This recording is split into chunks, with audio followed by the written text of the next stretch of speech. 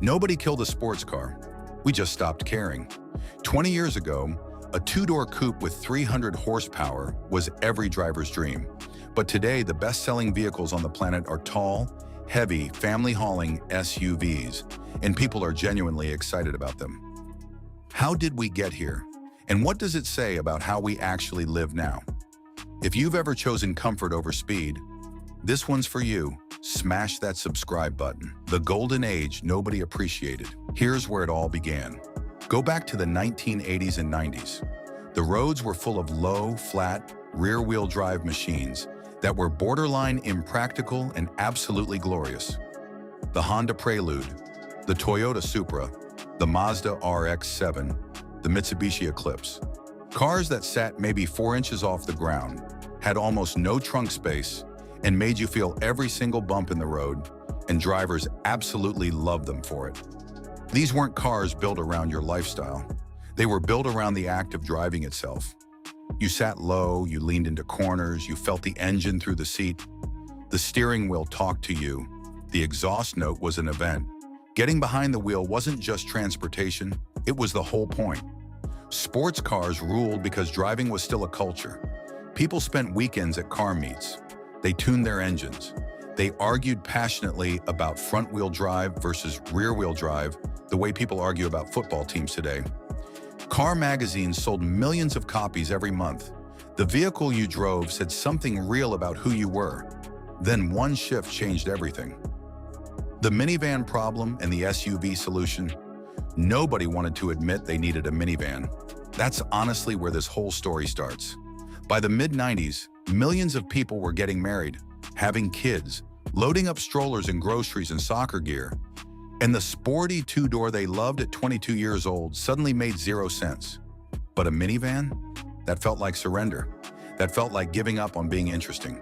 Then Jeep, Ford, and Chevrolet handed them a third option, the sport utility vehicle. High seating position, 4 doors, big cargo space, capable sounding name, and just enough rugged styling to feel like it belonged on an adventure, even if the most off-road it ever went was a gravel parking lot at a shopping mall.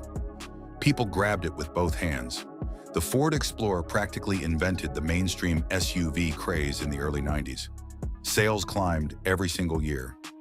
Other manufacturers watched the numbers and started building their own versions as fast as they could. By the late 90s, SUVs weren't a niche product anymore. They were the product. And here's the quietly important part. The SUV didn't just replace the minivan. It slowly started replacing everything else too. Now the real disruption kicks in. The crossover quietly ate the market whole. Most people don't realize that the SUV itself went through a massive identity crisis around the mid-2000s. The original body-on-frame SUVs, the Explorers, the Suburbans, the Land Cruisers, were heavy, thirsty, and honestly difficult to park. When fuel prices climbed past $3 a gallon and then kept climbing, suddenly driving a vehicle that got 14 miles per gallon felt genuinely irresponsible. That's when the crossover arrived and made itself at home. The crossover is built on a regular car platform, lighter, more fuel efficient, easier to maneuver, but it gives you that tall, commanding seating position that drivers had fallen in love with. You could see over traffic. You could load things without bending your back. You had space for the dog, the kids, the camping gear, and still got decent fuel economy. The Toyota RAV4, the Honda CR-V, the Nissan Rogue. These weren't exciting cars in any traditional sense, but they were genuinely useful in ways that a low sports car simply couldn't match daily life anymore. Sales numbers tell the whole story without any extra commentary needed. In 2010, sedans and coupes still made up the majority of new vehicle sales in the United States. By 2020, SUVs and crossovers had flipped that completely, claiming nearly 70% of the market. Sedans that once sold in the hundreds of thousands per year were quietly discontinued.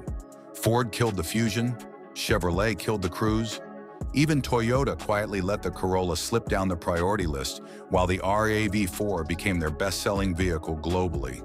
And then something nobody expected happened to sports cars. Sports cars didn't die, they became religion. Here's the thing that gets lost in this whole conversation. Sports cars didn't disappear. They transformed into something rarer and more intense. The Porsche 911 is still selling.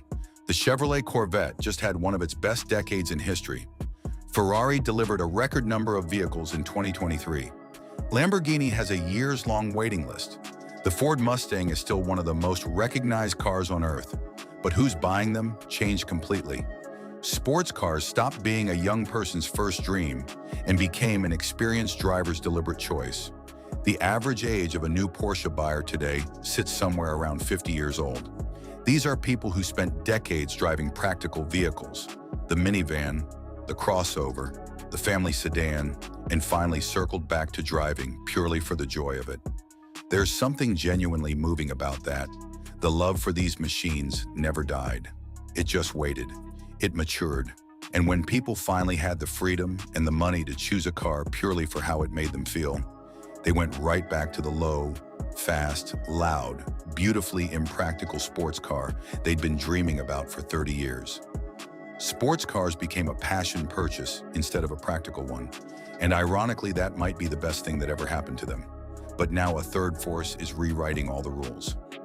Electric power scrambled. Every category electric vehicles didn't just change how cars are powered, they completely blurred the line between SUV and sports car in ways nobody really saw coming.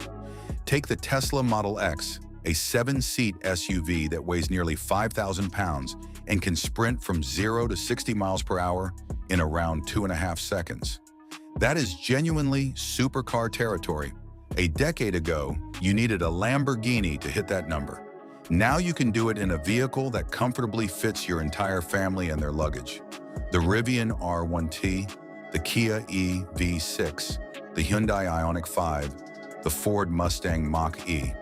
These are vehicles that package SUV practicality with sports car performance, something that was physically impossible with combustion engines, where power and efficiency always pulled against each other.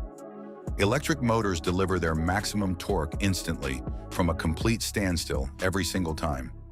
That sensation, that immediate silent, pressing surge of acceleration, doesn't feel like anything a sports car from 2005 could produce. It's a completely new kind of fast, and younger drivers are responding to it. The generation that grew up streaming and ordering delivery doesn't have the same emotional connection to a revving engine or a manual gearbox. They care about software, range, charging speed, and yes, acceleration numbers. The electric SUV gives them all of it, which brings us to the question that actually matters. What this really says about how we changed. This isn't just a story about cars. It's a story about priorities. The sports car era thrived when driving was an event, when people had time, open roads, and the specific desire to feel something behind the wheel. It thrived in a culture where the weekend drive mattered, where the machine itself was the entertainment. The SUV era took over when life got fuller and more complicated, when school pickups and road trips and grocery runs and camping weekends all needed to happen in the same vehicle. When practicality stopped feeling like a compromise and started feeling like intelligence. And the electric crossover era is emerging from a generation that wants it all simultaneously: performance, space, sustainability, technology, and is willing to pay for it. None of these shifts happened because car companies convinced people to want something different. They happened because life changed and the cars followed. Family structures shifted. Urban living changed how far people drive. Environmental awareness reshaped what people feel comfortable buying. Technology raised the baseline of what a car can even be. We didn't stop loving driving. We changed what we needed driving to be. And here's the honest truth about where we're headed. The road ahead. The SUV isn't going anywhere. It is the market now, and it's only expanding. Luxury SUVs, subcompact crossovers, electric SUVs, hybrid SUVs, every size, every price point, every use case is covered. They have genuinely won. But sports cars? They'll survive exactly the way vinyl records survive streaming. Not for everyone, not for convenience, but for the people who care deeply enough to choose them on purpose. They'll always be there. The driving culture didn't end. It split into two different things. Most people drive for life. Some people drive for the love of it. Both are completely valid, and honestly, the world is probably better with both. What's genuinely exciting is what the next 10 years will produce. Electric sports cars with range that actually works.